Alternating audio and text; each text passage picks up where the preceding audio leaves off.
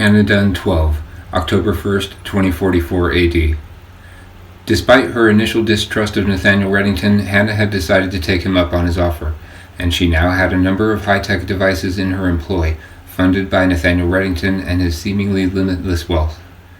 She still had no clue as to how the young man acquired his money, and she was just given bullshit when she would subtly inquire, which she'd done a handful of times over the time that they'd thus far been acquainted.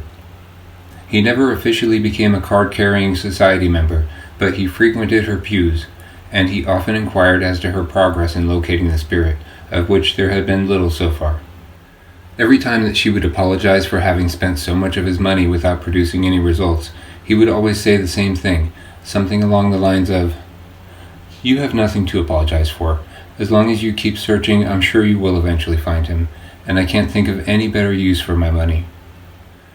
She was certain within a significant degree of accuracy that he lived somewhere in the southwest part of the city, and had his point of origin narrowed down to a 20-mile area, or so she had deduced.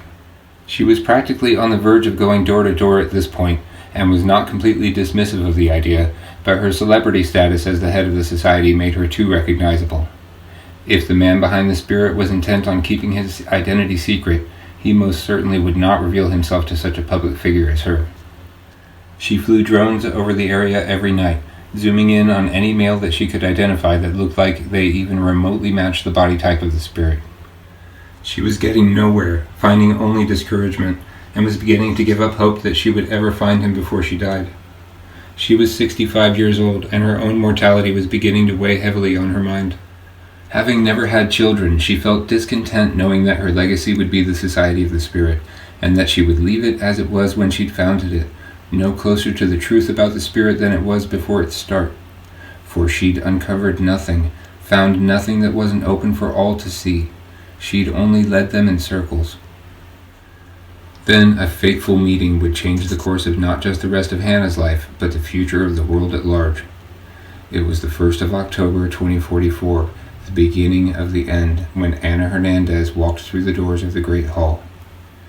She was now a single mom and was trying her best to make it, but had lost her job recently and had fallen on hard times, so she was there to sell her story. It had been over 21 years since she was raped in the woods and nearly killed by her friend Justin and the dogs. As she walked in the gap between the pews up to the altar, she found her likeness in the mural. Hannah had hit it on the head, down to the type of shirt she had been wearing, and as she approached He Saves and looked into the eyes of her portrait, she saw the rapist pinned to the tree, guts spilling out from the gap where his crotch had been until the spirit ripped it off, depicting the spirit in mid-punch before he'd flattened the dog's head against the tree trunk. It brought the memory vividly back to her, and she put her hands up to cover her mouth to stifle a gasp as she scanned the rest of the huge mural. Services had ended for the day, and Ana had pulled up just as the society goers were leaving. Hannah was still on stage, collecting her papers and making notes of ideas for her next sermon. It seemed that she was her own best inspiration. Often, recitation and embellishment of a sermon would lead her to ideas for future topics. That day's sermon had been on the dangers of drugs, alcohol, and tobacco. Hannah had cited alcohol as a factor in the first attempt on her life, and had said during the sermon that if she had not been in the bar that night, the chance encounter with her would-be rapist and murderer simply could not have happened. And while alcohol was not directly to blame, bars so often were implicated in these types of attacks on women that it was reason enough for her not to drink or go to bars anymore. Of course, she talked about the health and mental health concerns associated with substance abuse, and encouraged abstaining from any such use by any of her congregation. Through the years, she had not denied herself the occasional indulgence, but was by no means upset to give them up entirely to satisfy the needs of her congregation. She enjoyed smoking the occasional cigarette, sipping the occasional drink, and had never passed a joint on without taking a hit first, but if it meant not being seen as hypocritical by her flock, she would gladly give them up, and did so. Hannah saw her approaching, and looked up from the altar to see the woman looking past her, transfixed on the mural. She didn't recognize her at first, but being as astute as Hannah was, she very quickly put two and two together, seeing her reaction to He Saves, and put the face with the name. Ana Hernandez. Hannah smiled down at her. I was wondering when you were going to walk through that door. Welcome to the Great Hall of the Society of the Spirit. Please, have a closer look if you'd like, just please refrain from touching the artwork. You painted this? Ana asked. She'd seen it in the background of the Society's public broadcast, but the televangelist was always the focus, not the background art. So she'd never gotten a good look at her portrait in the mural before. "Yes, Anna," she said. "I take it you see your face among the saved. Thank you again for allowing me to use your likeness." "Hey, thank you for the $1,000, she said. "Well, as you can see, it was money well spent." Hannah walked over to her and admired the mural alongside her. "To be as paint to canvas is to live forever. That is why they say that one is immortalized by the manufacture of a reproduction of their likeness. These are depictions of 75 survivors, none of whom would have lived to tell their stories had the Spirit not intervened on their behalf. Now telling stories for the ages to remember. Immortalized."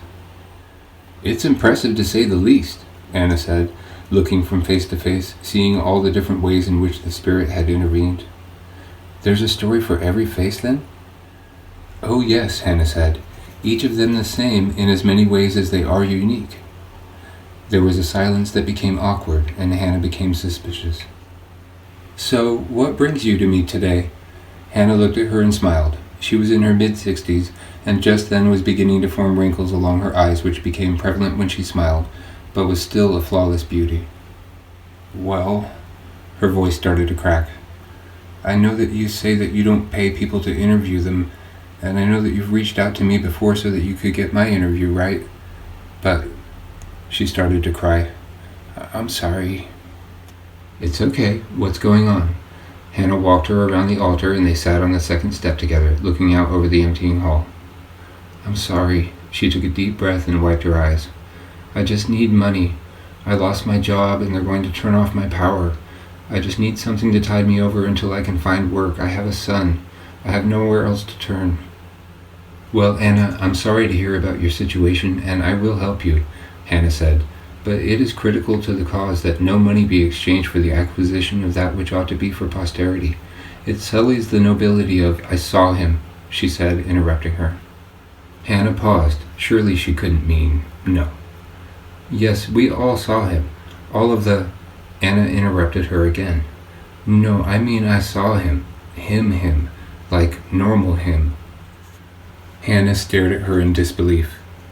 "You mean—" "Yes," Anna said, "and I can tell you what, that's not a crystal ball he looks into." "How much do you want?" Hannah asked, ready to abandon her principles at the drop of a hat in pursuit of her obsession. "I have an interview lined up in a week and a half. I don't know if I'll get it or not, so just enough to stay safe. Maybe $3,000? She wiped her eyes, finally getting herself under control. Hannah looked deep into her eyes. She was not lying, nor was she trying to extort her, knowing good and well that she could have asked for much more but didn't. Then, with an unreadable, stoical expression, she asked, "Do you know his name?" No, Anna said, "but I'll tell you everything I do know. I know it goes against your journalistic principles or whatever, and I wouldn't ask you to do it if I wasn't desperate, but I have no one to turn to. I'm sorry." "You seem like you don't want to tell me, but I trust that you will. Why is it that you don't want people to know what you know?" Hannah, ever the sly one, asked. "I'm just afraid that it might be used to identify him, and the police might take him away or even kill him for everything he's done. But you seem to really love him. I feel like I can trust you to be discreet, right?" Anna gave her a sideways glance, then said, "Actually," the change set in rapidly, "I shouldn't be doing this. I'm sorry, I shouldn't have come," she said. Then she got up and straightened her shirt and started down the aisle. $50,000, Anna," she said, but Anna didn't stop, didn't even blink. "I don't need that much. Besides, I changed my mind," she said, waving at her without turning around to face her. "I can't put a price on my soul." "Oh my," Hannah said to herself. Then to Anna she said, "Anna, wait. Please hear me out." Anna stopped walking and turned around, resolution having replaced her state of self-pity, evident by her expression and body language. She folded her arms across her chest and waited as Hannah approached her. Hannah read the young woman like a book, and recognized that she too was a woman of high moral character who would rather suffer than betray her savior. She grew all the more respectful of Ana Hernandez as each step brought her closer to her, seeing in her at that moment very much of herself. I admire your resolve to protect the identity of the spirit, Anna, and I promise you that I will breathe a word to no one of what you tell me if you choose to do so. I'm going to give you $3,000 because I want to help you, not in exchange for any information, but I want to know who he is, Anna. It would mean the end of a lifelong search for me. I know as well as you do what would happen if the world were to learn his name, and I promise you I will not let that happen, Anna, she said. Do you have your cell phone? I will transfer funds to your account right now as a sign of good faith. Anna winced and started crying again. No, she said. I couldn't pay my phone bill and they turned it off. Okay, Hannah said, throwing an arm around her and walking her back toward the altar. We'll figure something out, but Anna, if you have critical information that could actually lead me to him, I would gladly give you every cent I have, not because of the value of the money, but because of the value of the information, the value to me. I feel as if it is my destiny to find him, not to share his identity with the world, but to safeguard and guide him, help him in his mission. Please, I beg of you, Anna. You said that it's not a crystal ball that he looks into. Then what is it? Please at least tell me that. Anna looked around and leaned in and whispered in Hannah's ear. Hannah was stunned. It made sense, just as much sense as the crystal ball theory. Hannah didn't move as Anna receded from the air about her ear, didn't bat an eye. She just stood motionless for a second, and then she looked Anna dead in the eyes and said, I'll be damned. It's not about the money, Anna, but if you divulge to me your whole story, you can name your price. Anna wiped her eyes again. Thank you, 3,000 is fine, and your promise to protect his identity if you ever find out who he is. Plus, I want to know too. You know I won't tell anyone, but I'd like to have a name to put into my prayers at night when I pray for him. You're religious, Anna? Hannah asked, a little surprised by the notion. Yes, ma'am, Catholic, she said. You have my solemn promise, Anna. She clutched her hands together and said, I would never betray him or you. You and I will be the only ones to ever know, okay? Okay, Anna said. After hearing her story, Hannah would wind up giving her $100,000 as a gesture of her gratitude, for it would lead her right to the good doctor's doorstep.